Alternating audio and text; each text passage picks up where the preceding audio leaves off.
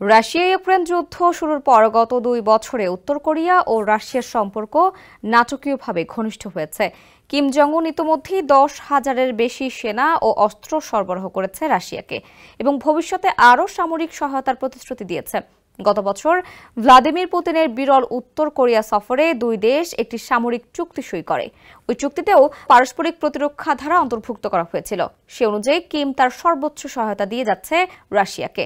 আবারও সেটি ব্যক্ত করেছেন তিনি। কিম জং উন জানিয়েছেন, ইউক্রেন যুদ্ধ নিয়ে রাশিয়া যে কোনো পদক্ষেপ নিক, পিয়ংইয়ং তাতে নিঃশর্তভাবে সমর্থন দেবে। রাশিয়ার পররাষ্ট্রমন্ত্রী সের্গেই ল্যাভরভের উত্তর কোরিয়া সফরে এই বার্তা দেন কিম। চলমান 3 দিনের সফরে দুই দেশের মধ্যে উচ্চ পর্যায়ের কৌশলগত আলোচনা হয়েছে।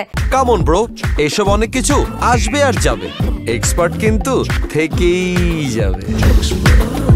রোববার এক প্রতিবেদনে এই তথ্য জানিয়েছে সংবাদ মাধ্যম আল জাজিরা।